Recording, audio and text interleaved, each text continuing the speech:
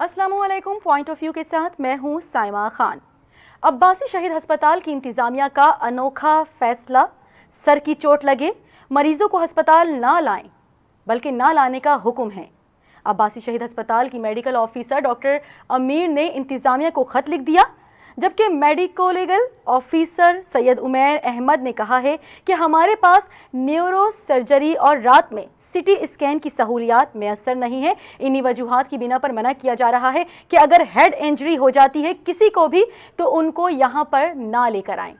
इसीलिए एधी और छिपा से कहें कि ऐसे मरीज हमारे पास ना लाए जाए। ना सिर्फ लेटर इशू किया गया है बल्कि वर्बली भी कहा जा रहा है। तजवीज़ 12 तारीख को न्यूरो सर्जरी की सहूलत ना होने की वजह से मरने वाले नौजवान आरिफ के वाक़े के बाद दी गई। आरिफ एक नौजवान लड़का जिसकी हेड इंजरी हुई थी और जिसको लाया गया था, लेकिन सहूलियात का फुकदान होने की वजह से उसकी डेथ हो गई थी। उसके बाद से ये लेटर इशू किया गया। जबकि एधी कोऑर्डिनेटर डॉक्टर अब्दुल गफ्फार का भी यही कहना है कि अब्बासी की इंतजामिया ने सर की चोट लगे मरीजों को अब्बासी शहीद लाने से मना कर दिया गया। जबकि छिपा की जानिब से भी ये कहा गया, छिपा वेलफेयर का भी अब्बासी में सर की चोट लगने मरीजों को ना लाने की तस्दीक सामने आई। यही कहा जा रहा है कि अब्बासी शहीद अस्पताल में न्यूरो सर्जरी का डिपार्टमेंट गैर फाल है। अब्बासी शहीद इंतजामिया की जानिब से ये खत सामने आया है, लेटर सामने आया है। डिफरेंट जगह से हमने इसकी मालूमात लेने की कोशिश की और यही कहा जा रहा है क्योंकि सहूलियात नहीं है, इन्हीं वजूहात की बिना पर हेड इंजरी के पेशेंट्स को अब्बासी शहीद अस्पताल लाने से मना कर दिया गया है। एक अजीब वाकया है, गवर्नमेंट अस्पताल है लेकिन गवर्नमेंट से यह कहने की बजाय कि हमें मशीनरी प्रोवाइड की जाए, बल्कि यह लेटर इशू किया जा रहा है कि अब जितने भी हेड इंजरी के पेशेंट्स होंगे उनको यहाँ ना लाया जाए। मतलब अगर उसके करीबी कोई पेशेंट, किसी का अल्लाह ना करे एक्सीडेंट हो जाता है या कोई ऐसा पेशेंट सर में उसके चोट लगती है तो वो दूर दराज के अस्पतालों में रेफर कर दिए जाएंगे क्योंकि वहाँ पर सहूलियात का फुकदान है। इसी हवाले से कुछ मजीद बात करेंगे। इस वक्त हमें टेलीफोन लाइन पर ज्वाइन किया है डायरेक्टर JPMC शाहिद रसूल साहब ने। बहुत शुक्रिया सर फैज़ TV से बात करने के लिए। जैसा कि हम बात कर रहे हैं कि आज अजीब सा लेटर एक इशू किया गया है कि अगर हेड इंजरी हो जाती है तो कोई भी पेशेंट अब्बासी शहीद अस्पताल ना लाया जाए, क्या कहेंगे आप? अस्सलामुअलैकुम साइमा, एक तो थैंक यू वेरी मच, आपने मुझे शो पे लाइव दिया। ये लेटर कुछ दिन पहले भेजा गया है और बेसिकली ये लेटर एड्रेस्ड है टू एम्बुलेंस सर्विसेज के फिलहाल पेशेंट ना लाए। लेकिन अब इसको थोड़ा सा हम इसकी टेक्निकल सिचुएशन देखते हैं कि अब्बासी शहीद में करंटली सिचुएशन ये है कि वहां पे जो न्यूरो सर्जरी डिपार्टमेंट है या तो वो बहुत कमजोर है या शायद वहां रात को CT स्कैन की फैसिलिटी नहीं होती, जिसकी वजह से अगर खुदा ना खास्ता कोई पेशेंट लाया है, जैसे कि पिछले दिनों हो चुका है, तो उस पेशेंट को ट्रांसफर करते करते इधर से उधर उसकी मौत वाकई हो गई और वो गलत हुआ। इसलिए और अगर तो इसको एज अ टेम्परेरी मेजर वो यूज कर रहे हैं कि कुछ दिनों तक, जब तक कि वो अपने सिस्टम को अपग्रेड करके इन पेशेंट्स को केटर ना शुरू कर सकें, करना शुरू कर दें, तब तो ठीक है।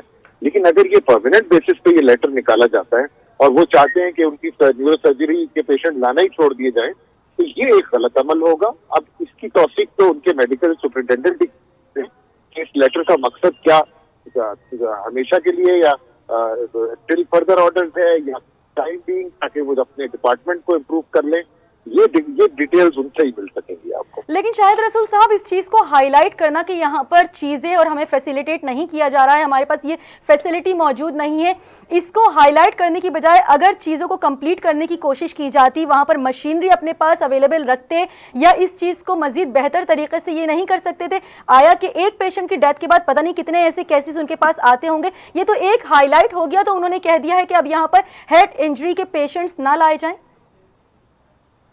बिल्कुल ठीक बात है कि इसको जब ये इंसिडेंस हो गया था 12 सितंबर से आज 27 तारीख को, बिल्कुल इस दौरान कुछ ऐसी इमरजेंसी हो जानी चाहिए थी और कुछ ऐसा सिस्टम।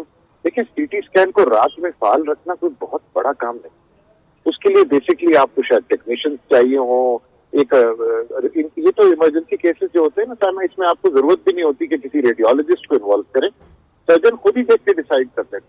बल्कि आजकल तो व्हाट्सएप का जमाना है, जो कोई पेशेंट खुदा ना खास्ता सीरियस हो, अगर कंसल्टेंट हॉस्पिटल में नहीं भी है तो उसके CT स्कैन की तस्वीरें खींच के आदमी को दे दें और फौरन ही सर्जरी प्लान कर लें अगर सर्जरी करनी है।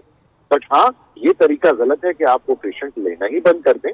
इससे बेहतर होता कि आप इन जो 15 दिन गुजरे हैं इसमें कोई ऐसा सिस्टम डेवलप कर लेते कि आपके पेशेंट्स को नुकसान। दूसरी चीज ये कि एक बिल है जिसको अमल उमर बिल कहा जाता है, जो असेंबली ने पास किया था 1 साल पहले या 1.5 साल पहले के करीब। उसके तहत किसी भी हॉस्पिटल को ये राइट नहीं है कि वो basic medical treatment emergency reject कर सके। हर हॉस्पिटल को, चाहे वो प्राइवेट हो चाहे वो सरकारी हो, उसको एक मिनिमल लेवल की फैसिलिटी रखनी है। और अगर वो नहीं रख रहे हैं तो वो कानूनन गलती कर रहे हैं, खिलाफ वर्जी कर रहे हैं उस बिल की, जो कि एक अनफॉर्चुनेट एक्सीडेंट के बाद उस के साथ जिसको गोली लगी थी सर में, वो बनाया गया, बिल पास किया गया था। सो आई थिंक इन प्रिंसिपल ये लेटर गलत पर लिखा गया है। इससे बेहतर ये होगा कि ये अपनी फैसिलिटीज को अपग्रेड करें। लेकिन प्रैक्टिकली अगर आप मुझे देखें तो किसी रोड से उठाए हुए पेशेंट को ऐसी जगह ले जाएं जहां उसका इलाज ना हो सके, उससे बेहतर है उसको वहां लाएं जहां उसका इलाज तो हो जाए, कम से कम उसका कीमती वक्त जाया ना हो। डॉक्टर शाहिद रसूल साहब, आए रोज ऐसा देखने में आता है कि जब कोई ऐसा पेशेंट जिसका कोई एक्सीडेंट हो जाता है या कुछ ऐसे किसी भी हॉस्पिटल में लेकर जाते हैं तो सबसे पहले तो हुदूद का तयन किया जाता है कि ये पेशेंट हमारे हुदूद में आता है या इसकी FIR पहले दर्ज करवाई जाए। ऐसे कैसे किसी को बगैर जाने बूझे आप हॉस्पिटल लेकर आए? इस तमाम तर प्रोसेस में देखने में आता है कि जो पेशेंट होता है वो अपनी जान से हाथ धो बैठता है। मतलब किससे हम फरियाद करें, किस तरीके से इस प्रोसेस को सही किया जाएगा? ये जो अमल उमर बिल है इसमें क्लियरली मेंशन्ड है कि जिस वक्त पेशेंट लाया जाएगा इमरजेंसी में उस वक्त इस किस्म की कोई कार्रवाई नहीं की जाएगी। पेशेंट को इमरजेंसी ट्रीटमेंट दिया जाएगा, क्योंकि अब मुझे जैसे वो पेशेंट जिसकी डेथ की वजह से ये सारी चीजें हाईलाइट हुई, वो आम पेशेंट था। उसमें आप क्या इंक्वायरी कर सकते हैं, क्या ML बना सकते हैं? मतलब उसके साथ तो ना कोई अटेंडेंट है, उसको रोड से लोग उठा के लेकर आए। तो ऐसी सूरत हाल में ये बिल्कुल नाजायज बात है कि आप हदूद का तयन करें या आप ML बनाए बैठ के। आप ट्रीटमेंट शुरू करें। गवर्नमेंट प्रोटेक्ट करती है अब अस्पतालों को अपने बिल के जरिए कि वो अगर इस किस्म का कोई ट्रीटमेंट इनिशिएट भी कर दें तो उनके खिलाफ कोई कानूनी कार्रवाई नहीं की जा सकती। पहले तो लोग डरते थे ना जी ML नहीं बन सकता तो हम प्रॉब्लम में ना पड़ जाएं। अब तो ऐसी कोई बंदिश नहीं है। आप जो पेशेंट सीरियस आता है उसका कोई कार्रवाई आपके अगेंस्ट नहीं होगी। आपको ब्लैंकेट इम्यूनिटी हासिल है और जब पॉसिबल हो तो उसकी ML की कार्रवाई, मेडिको लीगल कार्रवाई उसके बाद करें। अच्छा डॉक्टर शाहिद रसूल, हमारी भी आगाही के लिए, हमारे नाजरीन की आगाही के लिए भी हम जानना चाहेंगे, अगर फॉर एग्जांपल जिन्ना हॉस्पिटल हुआ, अब्बासी शहीद हॉस्पिटल हुआ, कोई मशीनरी अगर आपकी ख़राब हो जाती है, CT स्कैन ख़राब हो गया या कोई भी ऐसी मशीनरी जो सेंसिटिव पेशेंट्स के लिए या वैसे भी ख़राब हो जाती है, गवर्नमेंट को जब आपकी जानिब से इन्फॉर्म कर दिया जाता है कि हमारे पास इस मशीनरी की ज़रूरत है, क्या प्रोसेस होता है और कितने अरसे में वो मशीन आपको मिल जाती है? देखिए, हर हॉस्पिटल का जो बजट आता है ना वो डिफरेंट हेड्स पे आता है। ठीक है। इसी तरह एक हेड ये होता है जिसको रिपेयर मेंटेनेंस कहते हैं। तो रिपेयर मेंटेनेंस की मद में आपके पास पैसे होते हैं। सही। और अक्सर औकात ऐसा होता है कि जो ये बड़ी और सेंसिटिव इक्विपमेंट है जैसे CT स्कैन है, MRI है, इनके आपके कॉन्ट्रैक्ट चल रहे होते हैं एनुअल कि जिस साल के हम इनको 10 लाख रुपए देंगे और वो 24 घंटे हमें सर्विस देंगे। तो दोनों सूरतों में ये ऐसी चीज नहीं है कि इक्विपमेंट अगर खराब हो तो उसको बहुत टाइमलेस और अंडर कोई बहुत वाइटल पार्ट जो बाहर से इंपोर्ट करके चेंज करना पड़े।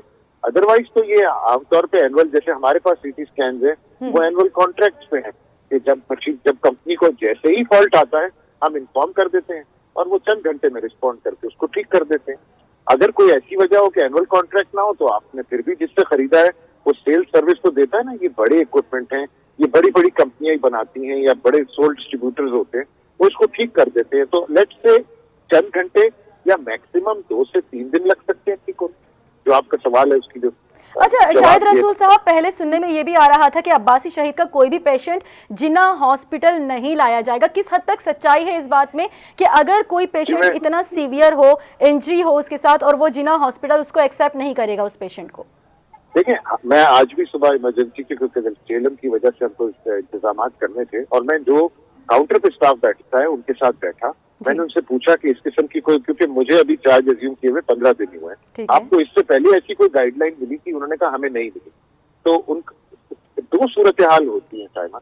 एक तो कुछ सीरियस पेशेंट आता है, आपने फुटेजेस देखी होगी, इनको फौरी तौर पे इमरजेंसी के अंदर स्ट्रेचर पे रख देता है, तो पेपर वर्क तो नहीं किया जाता ना। तो ये पेशेंट तो सीरियस ही था ना जिसकी हेड इंजरी थी, इसको तो एम्बुलेंस ड्राइवर को चाहिए था कि वहां जो पोर्टर खड़े होते हैं उनके साथ स्ट्रेचर पे लिटा था। सीधा हमारे रिससिटेशन बे में ले जाता, कागजी कार्रवाई बाद में होती रहती। लेकिन ऐसा नहीं किया गया हमारी तरफ से। किसी भी किस्म का पेशेंट, मैंने आज भी रिपीट किया है ये अपने विजिट के दौरान, कि अगर किसी ने कोई पेशेंट डिनाई किया तो उसके खिलाफ सख्त शदीद कार्रवाई की जाएगी। ये बिल्कुल सही तरीकाकार नहीं है। और दूसरी चीज, जो एम्बुलेंस वालों से आपके चैनल के मैं रिक्वेस्ट करूंगा कि अगर सीरियस पेशेंट लाते हैं तो आपको किसी से सवाल जवाब करने की जरूरत नहीं है, स्ट्रेचर पे डालें, स्ट्रेट रश इन करें हमारे रिससिटेशन रूम में। हाँ, ये मैं जरूर कहूंगा कि ये जो ट्रांसफर करने का तरीका है इसको तब्दील करने की जरूरत है। कि भाई अगर अब्बासी से जिन्ना ट्रांसफर होना है पेशेंट, तो वो एक फोन कॉल करके जिन्ना के सीएमओ से बात कर लें।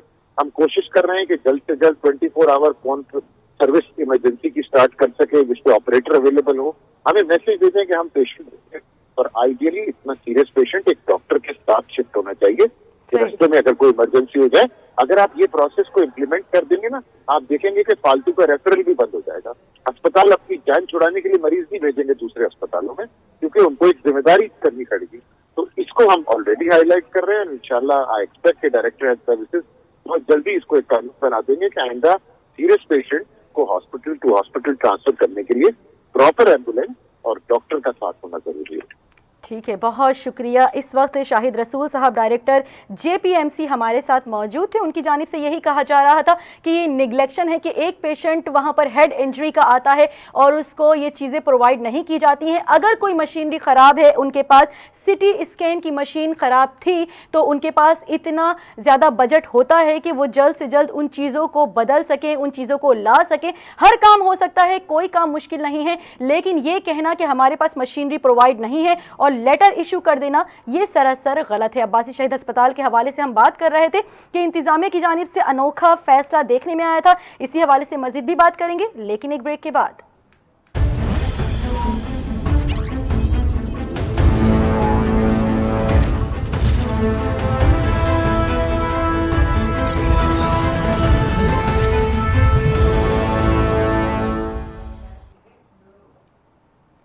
वेलकम बैक नाजरीन। प्रोग्राम पे जाने से पहले बात कर रहे थे अब्बासी शहीद अस्पताल के अनोखे कारनामे के हवाले से। उनकी जानिब से लेटर इशू किया गया है कि कोई भी हेड इंजरी का पेशेंट होगा उसको अब्बासी शहीद हॉस्पिटल ना लाया जाए, क्योंकि उनके पास सिटी स्कैन की सहूलियात मैसर नहीं है। रात के औकात में उनको काफ़ी प्रॉब्लम देखने को आती है। इन्हीं वजूहात की बिना पर ना ही उनके पास न्यूरो सर्जरी के लिए फैसिलिटी मौजूद है और ना ही सिटी स्कैन की सहूलियात उनके पास मैसर है। इन्हीं वजूहात की बिना पर उन्होंने एधी और छिपा की एम्बुलेंसेस को भी मना कर दिया है कि कोई भी सीवियर हेड इंजरी का पेशेंट होता है वो अब्बासी शहीद हॉस्पिटल ना लाया जाए। अनोखा कारनामा, अनोखी बात, क्योंकि आए रोज देखने में आता है एक्सीडेंटल केसेस होते हैं या इसके अलावा भी हेड इंजरी के बहुत से केसेस होते हैं। अगर उनको करीबी उनके अब्बासी शहीद हॉस्पिटल पड़ता है लेकिन उनको प्रेफर किया जाता है किसी दूर दराज के हॉस्पिटल में, तो अनोखी बात है, यानी कि ट्रैवल करते करते ही पेशेंट अपनी जान गंवा बैठेगा। अनोखा काम, अनोखा कारनामा, लेटर इशू कर दिया गया है तमाम तर जगहों पर। इसी हवाले से कुछ मजीद बात कर लेते हैं। इस वक्त हमें ज्वाइन किया है टेलीफोन लाइन पर साबिक जनरल सेक्रेटरी पीएमए डॉक्टर कैसर सज्जाद साहब ने। बहुत शुक्रिया सर फैस टीवी से बात करने के लिए। जैसा कि आपने मालूम कर ही लिया होगा कि हम आज बात कर रहे हैं अब्बासी शहीद अस्पताल के अनोखे कारनामे के हवाले से। लेटर इशू हुआ है कि सीवियर हेड इंजरी के पेशेंट्स को हॉस्पिटल ना लाया जाए, क्या कहेंगे आप? बिस्मिल्लाहिर्रहमानिर्रहीम। बहुत शुक्रिया। सबसे पहले मैं एक तस्दीक करना चाहूंगा साइमा कि मैं सेक्रेटरी जनरल हूं और पाकिस्तान मेडिकल एसोसिएशन में। मैं तो साबका कोई 10-12-15 साल पहले जनरल सेक्रेटरी था पीएमए कराची का। इस वक्त मेरी पूरी जिम्मेदारी पूरे पाकिस्तान की है। आपका जो बेसिक इशू है वो बहुत इम्पोर्टेंट है और मैं अप्रिशिएट करता हूं आपको कि आपने और आपकी टीम ने इस मसले पे डिस्कस किया। मैं समझता हूं कि ये बहुत ही अनफॉर्चुनेट बात है, बहुत बड़ी बदकिस्मती है कि कराची जैसे शहर में सिर्फ गिने चुने अस्पताल है। मैंने ये नोट किया है कि जब मैं छोटा था तो भी 2 हॉस्पिटल थे, जब जिना हॉस्पिटल और सिविल हॉस्पिटल, जिसके बारे में हम सुनते थे, सारे केसेस वहां जाते थे। जब मैं डॉक्टर बना तो पता चला, उसके डॉक्टर बनने से पहले ही मुझे पता चला कि यहाँ पर एक अब्बासी शहीद हॉस्पिटल भी बड़ा अच्छा काम कर रहा है। तो ये 3 हॉस्पिटल जो है, और ये 71 में या 72 में अब्बासी शहीद हॉस्पिटल जो है वजूद में आया। उस वक्त से लेकर मेरे ख्याल में कराची में कोई नया अस्पताल इस टर्शरी केयर का वो नहीं बन पाया है, जो कि बहुत ही अफसोस की बात है कि शहर हमारा बढ़ता चला गया, सेहत की जो प्रॉब्लम्स है वो बढ़ती चली गई, लोगों को जो सेहत की सहूलियात मुहैया जो है कम होने लगी। तो बजाय ये कि हॉस्पिटल्स और बनाए जाते हैं, वहाँ फैसिलिटीज दी जाती, तो जो हॉस्पिटल मौजूद हैं, अब्बासी शहीद, जिन्ना हॉस्पिटल, सिविल हॉस्पिटल, एक अभी हॉस्पिटल बना था जो कार्डियक हॉस्पिटल था, जो Karachi institute of heart diseases जो फेडरल बी एरिया में। जी जी बिल्कुल। मैं समझता हूँ कि इनमें सहूलियात को बढ़ाना चाहिए, ना कि उसमें कमी करनी चाहिए। अब बड़ी अनफॉर्चुनेट बात है कि 12 तारीख को एक लड़का स्कूटर से इंजर्ड होता है, गिरता है, हेलमेट नहीं पहना हुआ होता है। ये भी एक बहुत बड़ा अलमिया है, इस पे भी मेरे ख्याल में बात हम करेंगे अभी। लेकिन ये बड़ा वाकया है कि उसको उठा के करीबी प्राइवेट हॉस्पिटल ले जाते हैं, वहां से मना किया जाता है, फिर वो एक और प्राइवेट हॉस्पिटल जाता है, फिर वहां से उसको मना किया जाता है कुछ फर्स्ट एड देके, और फिर वो अब्बासी शहीद में लैंड करता है। और अब्बासी शहीद से ये कहा जाता है कि हमारे पास रात का टाइम है, इस वक्त हम सीटी स्कैन नहीं कर सकते। इस बच्चे को जो कि 17 साल की उसकी उम्र थी, वो हेड इंजरी उसको हुई थी, वो बेहोश था, और वहां से उसको शिफ्ट कर दिया गया कि हमारे पास न्यूरो सर्जन भी मौजूद नहीं है, अगर हम किसको दिखाएंगे, तो वहां जिन्ना हॉस्पिटल में भेज दिया गया। अब जिन्ना हॉस्पिटल की एक अजीब सी बात हमें पता लगी कि उन्होंने मरीज को रिसीव ही नहीं किया, क्योंकि उसके पास कोई अटेंडेंट नहीं था। और जब वो उसका एक्सीडेंट हुआ तो लोगों ने उसके मोबाइल निकाल लिया, उसका पर्स निकाल लिया। सर, पहले तो हुदूद का तयन होता रहा, 45 मिनट तक वो लड़का रोड पर पड़ा रहा और यही कहा जाता रहा ये हमारी हुदूद में नहीं आता, ये हमारी हुदूद में नहीं आता। मतलब इंसानी जान की आज के दौर में क्या कोई वैल्यू नहीं है? हुदूद सबसे ज्यादा यहाँ पर मैटर करती हैं। उसके बाद 3 नौजवान लड़कियां आए हैं, रक्शे में लेकर उनको गए हैं, तब जाके उसको ऐसे डाला जा रहा था एम्बुलेंसेस में। उसके बाद ये सारी कहानी के बाद जैसे किसी भेड़ बकरी को एम्बुलेंस में डाला जा रहा है। बिल्कुल आपकी बात दुरुस्त है, ये ऐसे ही है, बिल्कुल हुआ है। लेकिन सबसे बड़ा इशू यही है कि अस्पताल में जब आदमी पहुंच जाता है तो हॉस्पिटल के अंदर तमाम सहूलियात मुहैया होनी चाहिए, चाहे वो प्राइवेट हो, चाहे वो सरकारी अस्पताल हो। डॉक्टर कैसर साहब, क्या अटेंडेंट ना होना किसी पेशेंट के साथ इतना मैटर करता है कि उस पेशेंट को यहाँ पर कोई भी फैसिलिटी प्रोवाइड नहीं की जाएगी जब तक उनके साथ उनका अपना कोई प्यारा मौजूद ना हो? मतलब जान की कोई वैल्यू नहीं है? ये बहुत अनफॉर्चुनेट बात है। और देखिए, मैं तकरीबन 15-20 साल से यही बात कर रहा हूँ कि पाकिस्तान के जितने भी सरकारी अस्पताल हैं उनको फ्री ऑफ कॉस्ट कर दें। फ्री ऑफ कॉस्ट का मतलब मेरा ये था कि इस तरह के जो लोग मरीज रास्ते से एक्सीडेंट से उठा के लाए जाते हैं, उस वक्त उनके पास अटेंडेंट मौजूद नहीं होता है, तो उसका इलाज वहां हॉस्पिटल के खर्चे पे हो जाना चाहिए ताकि उस मरीज की जान बचाई जा सके। इसीलिए मैं कहता था, जिसकी मिसाल आज हम बात कर रहे हैं, इसीलिए कि जी मरीज जब पहुंच जाता है तो आप उसका इवन के उसका ऑपरेशन भी फ्री में करें, उसका सब कुछ अगर प्रोस्थेसिस किया डलता है, कोई जिस्म का पार्ट कोई टूट गया है, कोई प्लेट डालना है, किसी चीज को करना है, तो वो भी उसी वक्त किया जाए। और जब अटेंडेंट, ये सरकारी अस्पताल की मैं बात कर रहा हूँ, उनको उसी वक्त उसको सब कुछ करना चाहिए। लेकिन अनफॉर्चुनेटली हमारे यहाँ इंसान की जान की कोई वैल्यू नहीं है। सर, हमेशा किसी के जाने के बाद, किसी की डेथ के बाद इन तमाम चीजों को जब हाईलाइट किया जाता है तो सबको ख्याल आता है कि ऐसा होना चाहिए, ऐसा नहीं होना चाहिए। उससे पहले इन तमाम तर प्रोसेस पर क्यों नहीं सोचा जाता कि अगर किसी का प्यारा, किसी का नौजवान बेटा आया है, जाहिर है वो 10 घंटे लड़का लड़ता रहा है अपनी जान से, और कह रहे हैं खून ऐसे बह रहा था कि हम आपको शायद लफ्जों में बयान नहीं कर सकते। 10 घंटे मैटर करते हैं किसी के लिए। देखिए, आप बात ये कह रही हैं कि जब ये हो जाता है तो फिर हम बात करते हैं। बिल्कुल। आप ये दुआ करें कि इसके बाद कोई ना हो। लेकिन आपको ये मैं बता दूं कि आप 1 महीने के बाद फिर किसी वाकये के ऊपर यही गुफ्तगू कर रहे होंगे। ये तो पाकिस्तान की बड़ी बदकिस्मती है। आप देखती नहीं है कि एक रेपिस्ट का केस होता है कि फलां बच्ची को रेप कर दिया गया। ये कितने सालों से हम सुन रहे हैं। क्या हुआ? एक के बाद दूसरा, तीसरे के बाद ये तो बड़ा अलमिया है ना पाकिस्तान का, कि हम अपनी गलतियों से ना सीखते हैं ना हम उसको करेक्ट करने की कोशिश करते हैं। तो आप बेफिक्र हो जाए, ये हम कभी भी नहीं सीखेंगे, ना ही ये बातें होती रहेंगी और इसी तरह से लोग इंजर्ड होकर अस्पतालों में जाके मरते रहेंगे। क्योंकि इसमें सबसे एक बड़ा और भी मैं यहाँ पर थोड़ी सी एक बात करना चाहता हूँ कि आप स्कूटर चलाने वालों को देख लें, कि आप देखें कि स्कूटर चलाते कैसे हैं लोग, कि गाड़ी वाले दूसरे लोग स्कूटर वालों को बचाते हैं और उसके ऊपर जो सबसे बड़ा जो अलमिया है कि बगैर हेलमेट सर इतना नाजुक हिस्सा होता है जिस्म का कि जरा सा भी चोट लगती है तो आपका पूरा ब्रेन हिल जाता है और आप बड़े मुश्किल में आ जाते हैं। तो हमने बार बार लोगों से कहा कि खुदारा हेलमेट पहने और एक लाइन में चले, लेकिन ऐसा होता नहीं है।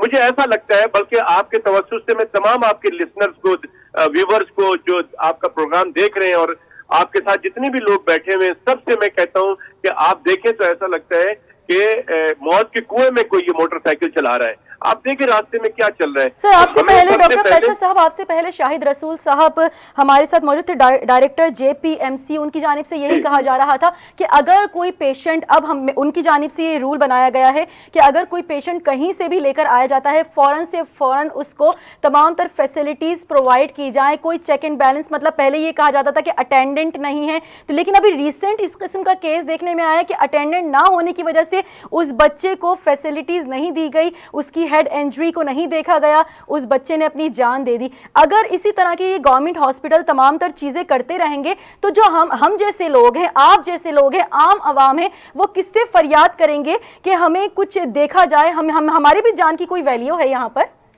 देखिए बात यह है कि ये तो एक अलग एक दूसरा पहलू है ना कि अटेंडेंट नहीं होके जिन्ना हॉस्पिटल वालों ने उसको नहीं रिसीव किया, लेकिन मसला ये कि जिन्ना हॉस्पिटल में आया क्यों जब वो अब्बासी शहीद चला गया। सर वहां पर जब फैसिलिटीज मौजूद ही नहीं है तो बंदा क्या करेगा? ये तो देखें हाईलाइट हुई चीज कि एक लड़का हेड इंजरी की वजह से आया और ये चीज हाईलाइट हो गई। अब पता नहीं कब से ये चीज वहां पर मौजूद ही नहीं थी क्योंकि हाईलाइट नहीं हो रही थी। नहीं, मैं आपसे एक बात बताता हूँ कि वहां से बहुत अरसे से वहां पे CT स्कैन की फैसिलिटीज रात को नहीं है और वहां पे तकरीबन 3-4 साल हो गए कि वहां पर न्यूरो सर्जन मौजूद नहीं है। तो ये तो बहुत अरसे की बात है, इस पे बहुत बातें भी हुई हैं, लेकिन होता क्या है, कुछ भी नहीं होना। वो अमल, एक लड़की का जो एक्सीडेंट हुआ वो मर गई, एक अमल एक्ट भी बन गया है, उसके तहत ये सारी चीजें उसके अंदर आती हैं, उसमें भी अमल दरामद नहीं हो रहा है। तो हम देखें, मैं ये समझता हूँ कि ये सब हम बातें करते रहेंगे, जिन्होंने काम करना है उन्होंने काम नहीं करना है, ये ऐसे ही चलता रहेगा। हम प्रोग्राम पे प्रोग्राम करते रहेंगे, बोलते रहेंगे, लेकिन खुदारा आपके तवज्जुह से और मैं पाकिस्तान मेडिकल एसोसिएशन के सेक्रेटरी जनरल के हैसियत से मैं तमाम लोगों से रिक्वेस्ट करता हूं दो बातें कि prevention is better than cure. देखिए, सबसे पहले आप अपने बीमारियों की इलाज से पहले आप उसकी प्रिवेंट करें कि यार मुझे मलेरिया ना हो, मच्छर से होता है तो मच्छर के काटने से बचें। मैं रोड पे चल रहा हूँ, गाड़ी चला रहा हूँ तो मेरा एक्सीडेंट ना हो, मैं रूल्स को फॉलो करूं ताकि मैं हॉस्पिटल ना पहुंच जाऊं इतनी जल्दी जो मैं कर रहा हूं। तो मुझे सिर्फ ये रिक्वेस्ट करनी है कि लोग प्रिवेंशन करें। उसके अलावा हुकूमत से दरखास्त मेरी ये है कि खुदारा अपने अस्पतालों को अपग्रेड करें, वहां की फैसिलिटीज को बेहतर करें, वहां पे जो बाथरूम है, वहां पे जो पानी की पीने की सहूलियात है वो मुहैया नहीं है। लोगों का आप जाके सिर्फ वॉशरूम देख लें वहां पे तो ऐसा लगता है कि शायद यहाँ पे इंसान नहीं आते हैं, कोई और आता है। तो ये चीजें बड़ी जरूरी हैं, बहुत जरूरी हैं। गवर्नमेंट अस्पतालों में ये चीजें, पानी की सहूलियात, दीगर सहूलियात होना बहुत जरूरी है। कौन इस चीज को हाईलाइट करेगा? आप और हम ही जाके इन चीजों को हाईलाइट करेंगे ताकि गवर्नमेंट इस चीज पर एक्शन ले। अगर एक अब्बासी शहीद अस्पताल में, इतना बड़ा अस्पताल है, आए रोज इस तरह के केसेस देखने में आते हैं और वहां पर इतनी बड़ी फैसिलिटी मौजूद नहीं है और अगर हेड इंजरी का पेशेंट वहां पर आता है और उसकी डेथ हो जाती है तो एक सवालिया निशान बन जाता है। तो इसी के साथ मुझे यानी कि साइमा खान को पॉइंट ऑफ व्यू से इजाजत दीजिए। अल्लाह निगहबान।